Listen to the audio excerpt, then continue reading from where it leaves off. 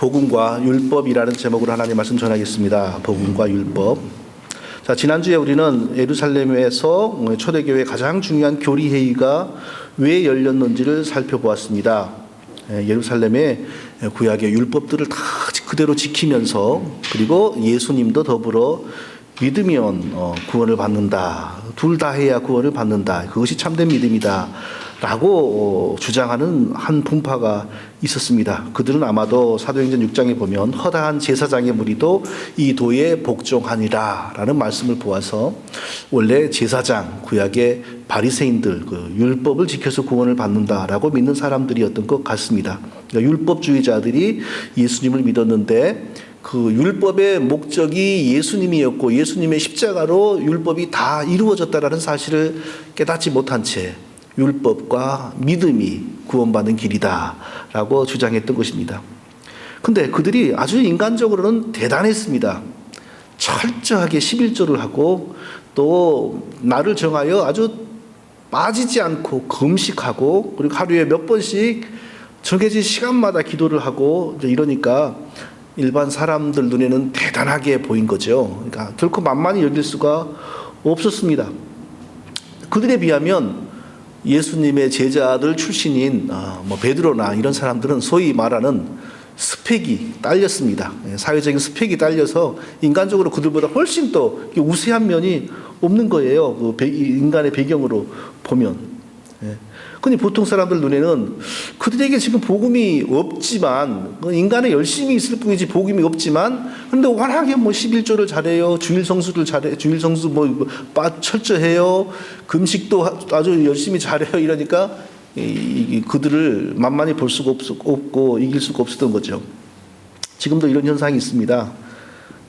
복음이 아닌데도 사람이 아주 종교적으로 훈련이 잘 되어 있는 경우가 있습니다.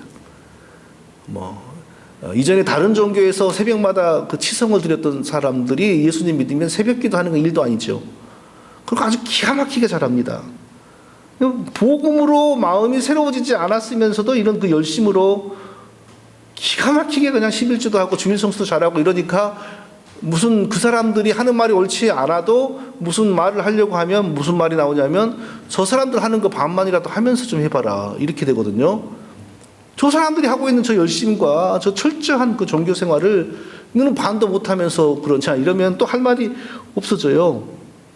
그러니까 여러 종류가 많죠. 또 목회자들에게도 이런 면이 있어요. 목회자들이 복음은 온전하게 증거하지 못하면서 신학적인 고도의 지식을 말한다거나, 아니면 성도들이 엄두를 내지 못할 정도로 새벽 기도를 철저하게 잘한다거나, 아니면 이전에 의사였다거나 하는 스펙으로 또 어디 유명한 대학이나 유명한 곳에서 박사를 받았다거나 이런 스펙으로 밀고 나가면 또 그분이 가르치는 내용이 올바르지 못하지만 성도들은 찍소리를 못해요. 왜? 거기를 대적할 수가 없어요. 아는 게 그만큼 충분히 없으니까요. 바리새파였던 이 열심히 있는 사람들이 이렇게 할 때 참 어려웠던 것 같아요. 그래서 이게 잠재된 문제가 진짜 이방인 교회에서 빵 터진 거죠. 이들이 예루살렘에서만 이것을 주장한 게 아니라 이방인 교회까지 보내가지고 너희가 지금 누구에게 배워서 예수만 믿고 구원받는다고 하느냐. 우리가 조상 대대로 하던 율법을 어디다가 버리고 예수만 믿고 구원을 받는다고 하느냐. 그래서 이제 이방인 교회에서 이 문제가 빵 터진 겁니다. 그래서 이제 이방인 교회에 다행히 안디옥과 바나바가 있으니까 쉽게 물러서지 않죠. 그래서 그들이 강하게 복음적인 논쟁을 전개하면서 드디어 예루살렘에서 이제 이 문제를 매듭짓기 위한 정교회의가 벌어진 것입니다. 자, 오늘은 그 회의가 어떻게 마무리되었는지를 보여줍니다. 두 가지 중요한 사실을 살펴보겠습니다. 첫째로 하나님께서 우리를 구원하시는데, 하나님이 구원하시는 원리는 오직 예수 그리스도를 믿는 믿음뿐이라는 사실이 만장일치로 가결되었습니다. 오직 예수 그리스도를 믿는 믿음만이 우리를 구원한다는 사실을 바울도 베드로도 야고보도 바나바도 이 모든 사람들이 예수님에게 배운 대로, 하나님으로부터 계시를 받은 대로, 그리고 선교지에서 선교하면서 경험한 것을 토대로 강하게 주장을 해서 딱 결정이 됐어요. 율법이나 인간의 행위는 결코 우리 구원에 요만큼도 작용을 하지 못한다. 오직 그리스도의 보배로운 피 흘리심이 우리에게 구원을 줄 뿐이다 라고 하는 사실이 만장일치로 가결되었습니다. 그래서 확실히 확실하게 기독교의 교리가 된 거죠. 오직 예수 그리스도를 믿는 믿음 외에는 우리를 구원하는 것이 없다라는 것이 정확하게 이 결론이 났고 성경이 기록됨으로 오늘날 우리에게 이제 온 것입니다. 그런데 의심하고 토를 다는 사람들이 뭐라 그러냐면요. 아, 그때는 그런 분위기 가운데서 회의를 하니까 그런 결과가 나왔겠지요. 지금 다시 또 유명한 사람들이 모여서 회의를 하면 그 결과가 똑같이 나온다는 보장이 어디 있습니까? 그때는 그 분위기 속에서 그런 결과가 나온 거죠. 이제 이렇게 말을 하는 거죠. 그럼 우리는 뭐라고 우리의 믿음을 변호해야 됩니까? 성령께서 그 당시 기독교의 중심 인물 베드로와 야고보와 요한과 바울과 바나바의 마음에 감동을 주시어 진리를 변호하게 하셨고 진리가 거기서 확정이 되게 하셨다는 사실을 우리가 믿어야 됩니다. 그리고 또한 그들에게 역사하셨던 성령이 동일하게 우리 마음속에서 역사하셔서 그들이 결정한 사실을 하나님의 구원의 진리로 믿게 만들어 주십니다. 이게 바로 증거인 겁니다. 과학적으로 증거를 해주세요. 그것은 믿음에서 통하지 않는 겁니다. 믿음은 무엇이 근거인가? 성령님이 우리 마음속에서 우리 내적으로 믿게 해주시는 것이 증거입니다. 믿음을 과학적으로 분석하면 남는 게 하나도 없습니다. 성령님이 감동을 주셔서 성경을 기록하게 하셨고 성령님이 그들에게 감동을 주셔서 그러한 결정을 하게 하셨고 그 성령님이 지금 우리에게 감동을 주셔서 성경에 기록된 이 내용을 믿게 해주십니다. 이것이 바로 우리 믿음의 증거입니다. 다른 것 없습니다. 기독교의 구원의 진리는 오직 예수님이 십자가에서 주신 피의 공로뿐입니다. 사람은 자기의 구원을 위해 아무것도 할 수 없다는 것이 기독교의 구원의 진리입니다. 오직 은혜입니다. 하나님이 구원 주시기를 처음부터 작정했던 사람들을 하나님이 은혜를 먼저 주셔서 예수님 앞에 나오게 만드시고 또 은혜를 먼저 주셔서 예수님을 믿게 하시고 예수님을 믿게 하시는 그 순간 믿는 순간 성령이 임하시고 성령이 임하심으로 예수님의 피 흘리심의 그 구속의 은혜가 우리에게 적용이 되니까 우리의 죄성이 우리의 속사람이 변해갑니다. 그래서 그 이전까지는 안 믿는 사람보다 오히려 더 성격도 나빴던 우리가 예수님을 믿고 구원을 받고 나니까 예수님의 피의 능력을 우리에게 적용하시는 성령으로 말미암아 우리의 마음이 고쳐지기를 시작하는 거예요. 그러니까 그 이전에 흉악한 살인자였던 사람이 진짜로 그렇게 아무리 매질을 해도 변하지 않던 그 살인자가 복음으로 말미암아 변하는 일이 그렇게 일어나는 것입니다. 오직 은혜로 시작하고 오직 성령으로 다 이루어지는 것입니다. 예수 믿고 행동도 바르게 해야 구원을 얻는다. 율법주의, 행위구원론이 과연 맞다면 우리가 예수 믿고 구원은 시작이 되었는데 우리가 행위를 바르게 해가서 끝까지 우리 구원을 아기가 엄마 뱃속에서 사산되지 않고 나오게 만드는 것처럼 끝까지 우리 구원이 유지되어서 천국에까지 갈 수 있도록 우리가 할 수 있는 사람이 누가 있습니까? 아마 저부터 제일 먼저 사산될 겁니다. 우리 구원은 오직 구약의 율법의 완성인 십자가로 말미암습니다. 십자가는 구약의 율법의 완성입니다. 마침입니다. 율법의 요구가 십자가를 통하여 다 이루어졌기 때문에 그 십자가를 믿는 우리가 마치 율법을 다 지킨 것처럼 하나님이 인정해 주시는 겁니다. 그래서 우리가 십자가를 의지할 때에 너가 십자가에 달리지 않았지만 너를 대신하여 예수가 십자가에 달렸고 예수의 영이 너 안에 임함으로 너가 예수와 연합되었으므로 너가 십자가에 달린 것과 똑같아진다. 너는 이제 의로운 자이다. 더 이상 율법의 정죄를 받지 아니한다. 이렇게 선언함으로 우리가 의로워지고 구원을 받는 것입니다. 예수님이 부활하셔서 우리를 구원한 게 아닙니다. 십자가로 우리를 구원하시니 부활이 저절로 따라오는 겁니다. 부활이 우리를 구원한 게 아니고 예수님이 십자가에 피 흘리심으로 우리를 죄에서 구속하시고 우리에게 영생을 주시니 저절로 부활이 우리에게 따라오는 것입니다. 오늘날 감리교, 성결교, 나사렛교, 천주교가 다 그런 건 아니지만 그중에 대다수가 십자가를 어떻게 이해를 하냐면요. 십자가는 우리의 구원의 완성이다 이렇게 이해를 하는 것이 아니고 또 십자가는 우리 구원의 완전한 근거이다. 모든 근거가 십자가에 있다. 이렇게 말하는 것이 아니고 우리 구원의 시작의 근거가 예수님의 십자가다. 이렇게 가르칩니다. 우리 구원이 어떻게 시작이 되냐? 예수님이 십자가에 달렸고 우리가 십자가를 믿기 때문에 우리 구원이 시작이 된다. 그러면 어떻게 우리의 구원은 완성이 되냐? 우리가 하나님의 말씀에 순종하고 복종하고 회개하고 거룩해짐으로 우리의 구원이 완성이 된다. 우리는 죽을 때까지 나는 구원받은 사람이다 라고 확신하면 안 된다. 계속 두렵고 떨림으로 우리 구원을 우리가 지켜야 한다. 자, 이게 바로 행위 구원론입니다. 예수님이 이미 십자가를 통하여 완전히 우리에게 구원을 주셨는데 다시 우리에게 행위와 율법의 멍에를 매게 하는 겁니다. 공짜의 구원은 없다. 이게 사람의 정서죠. 세상에 공짜가 어디 있습니까? 시장에 가서 멸치 하나를 사더라도 뭔가를 내야 되잖아요. 우리가 정부로부터 베네핏을 받는 것도 사실은 우리가 작게라도 세금을 냈기 때문이고 또 다른 사람이 나보다 더 많이 냈기 때문에 우리가 얻는 것처럼 세상에 공짜가 어디가 있느냐. 예수님이 십자가를 통하여 우리의 구원의 시작을 주셨고 우리는 예수님처럼 그렇게 큰 희생과 순종은 못하지만 예수님 안에서 나의 구원을 위한 더 작은 순종과 더 작은 희생을 내가 할 수가 있다. 예수님이 도와주기 때문에 더욱더 우리가 더 잘할 수 있다. 공짜의 구원은 없다. 우리가 구원받기 위하여 나의 영혼의 구원을 위하여 네가 해야 될 건 내가 해야 된다. 끝까지 이걸 가리키는 게 감리교, 성결교, 나사렛교, 천주교입니다. 그 중에 뭐 99%가 그런지 90%가 그런지 아주 주류가 그렇게 믿어요. 근데 말이 멋있죠. 복음적 신인협동 구원론. 복음적 신인협동 구원론. 말은 멋있죠. 복음적 순종. 그러나 그 본질은 공짜의 구원은 없다.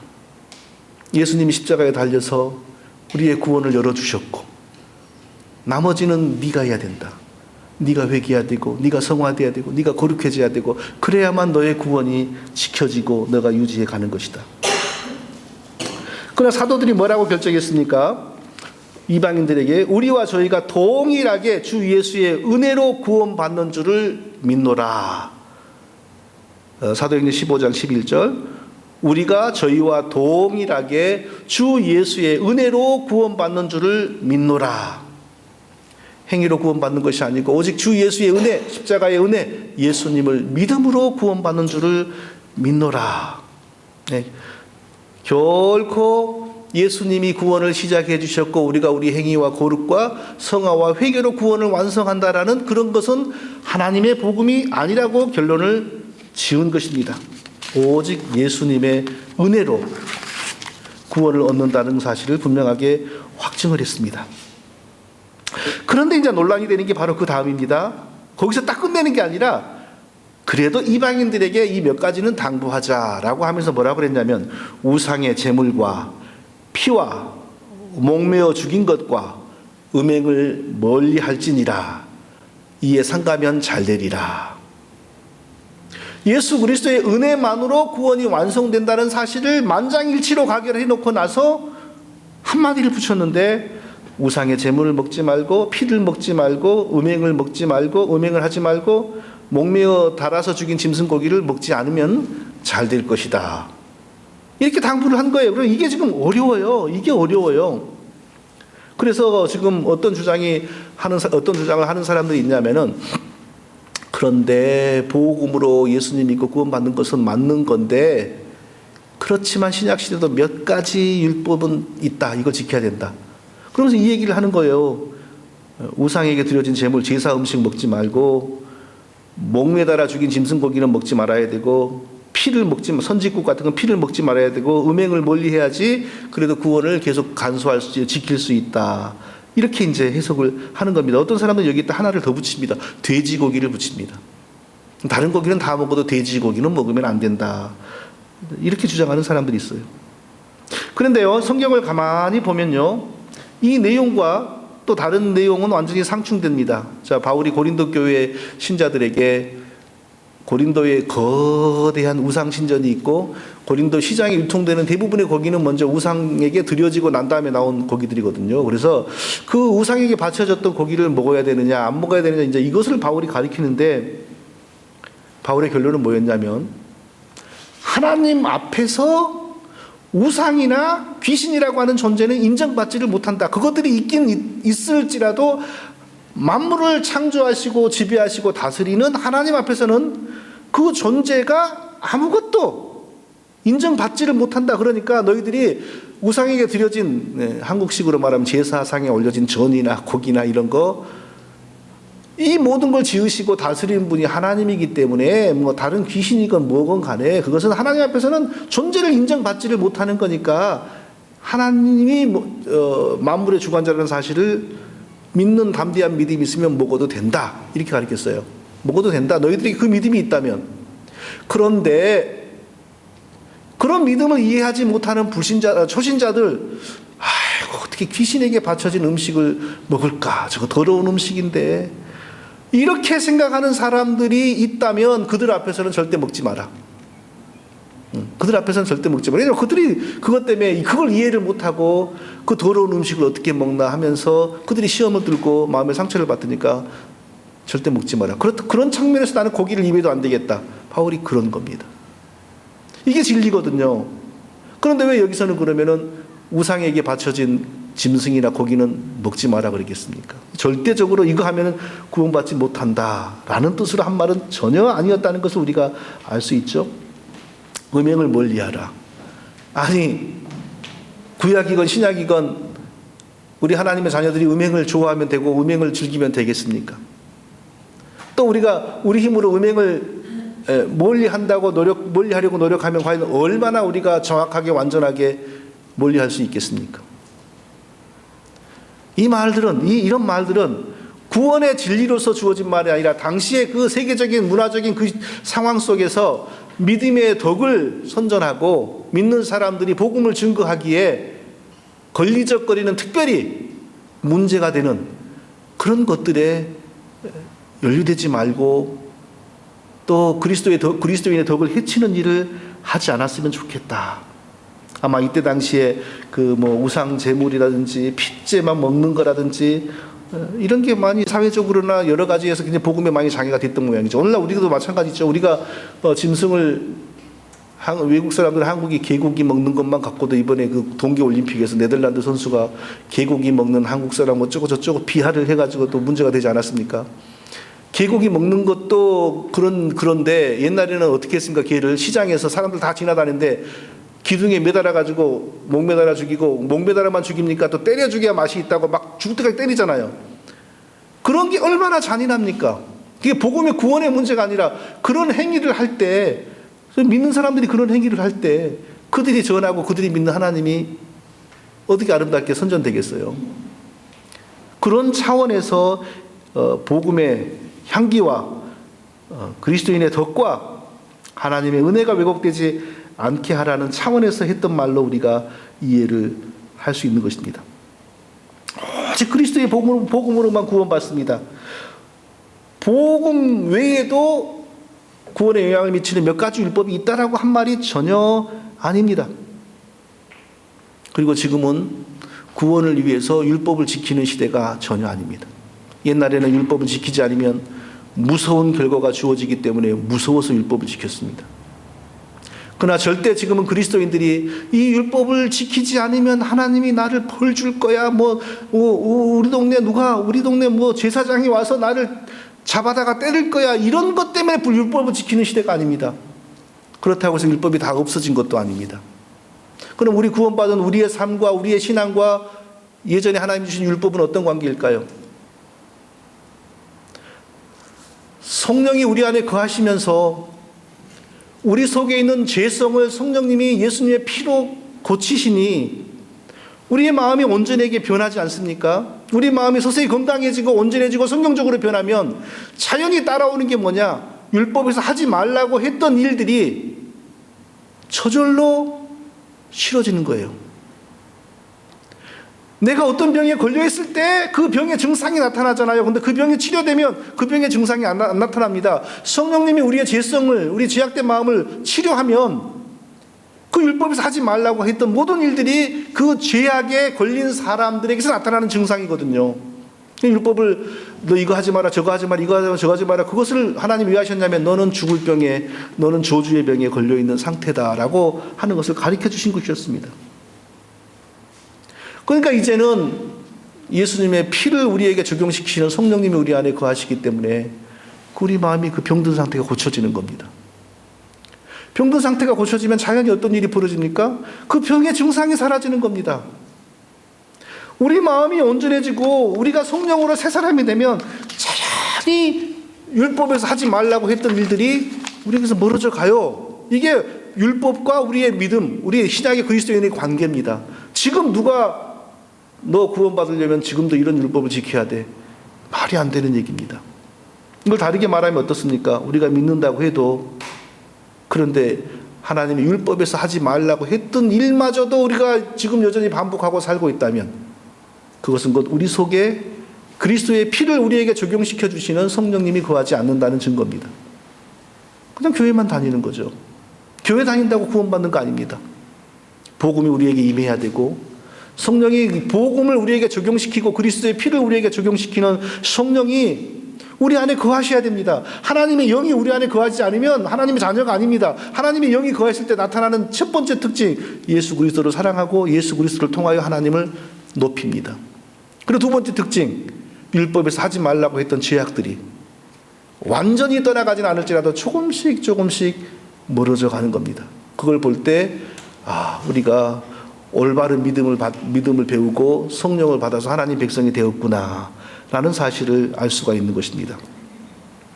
둘째로 오늘 본문을 통해서 우리가 또 뭘 배워야 하냐 하면요, 우리는 모두 탁월한 성경 교사가 되기를 위해서 노력해야 된다는 사실입니다. 탁월한 성경 교사가 되기를 사모하면서 열심히 성경을 배워야 된다는 사실입니다. 초대교회 상황에서도 가장 중요한 역할을 했던 사람들은 사실 성경 교사들이었습니다. 그리고 그 이후 지금까지 교회에서 중요한 역할을 했던 사람들은 전부 성경 교사들이었습니다. 자, 사도들이 모여가지고 결정을 했죠. 오직 그리스도의 피 외에는 구원에 영향을 미치는 다른 것이 없다라고 결정을 했죠. 그리고 그 문제를 질문한 안디옥 교회에 이것을 가서 이제 가르쳐야 되잖아요. 그때 이제 몇 사람을 보내는데 예루살렘의 사도들이 예루살렘 사람 중에 두 사람을 뽑았어요. 가서 이 사실을 전해라라고 가르쳐라고 두 사람을 뽑았는데 그 두 사람의 이름은 유다와 실라였습니다. 율법을 지켜서 구원받는 것이 아니고 오직 그리스도의 피로만 구원받는다는 사실을 가르치기 위해서 두 사람을 뽑아서 보내는데 그 두 사람이 유다와 실라였습니다.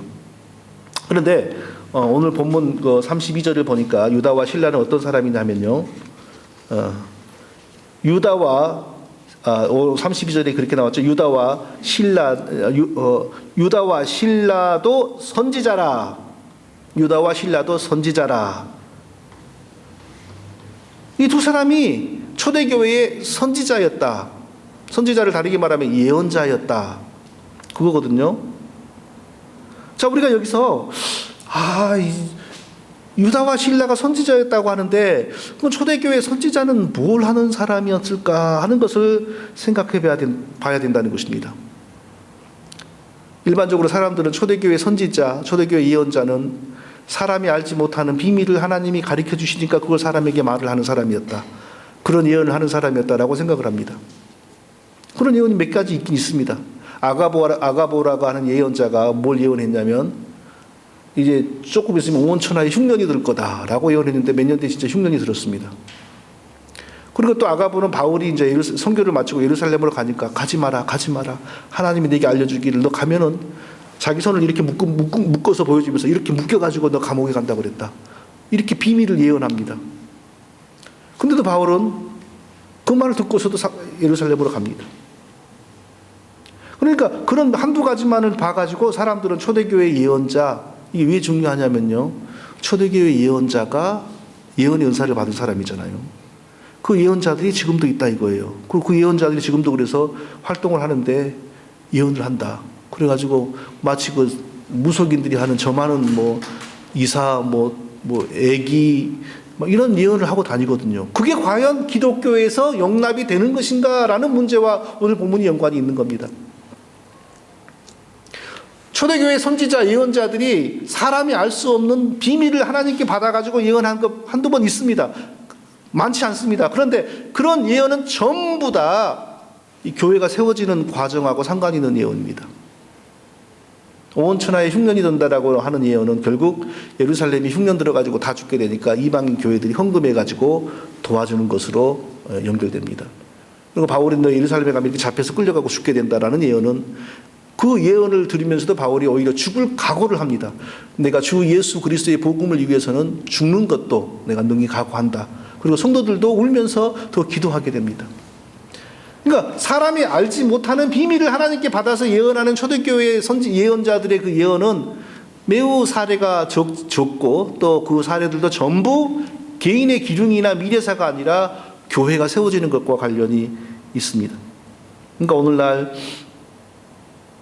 내가 초대교회의 그 예언의 은사를 받은 사람들과 같은 예언을 받았다 하면서 뭐 어디서 어느 나라의 경제가 폭락할 거다, 주식이 폭락할 거다, 회개하지 않으면 이 나라에 전쟁이 벌어질 거다 하는 예언은 전혀 기독교의 성경에서 근거가 없는 것입니다. 네, 그런 그 초대교회 예언자들의 그러한 예언마저도 성경 66권과 교회가 완성되면서 사라졌습니다. 더 이상 있지 않습니다.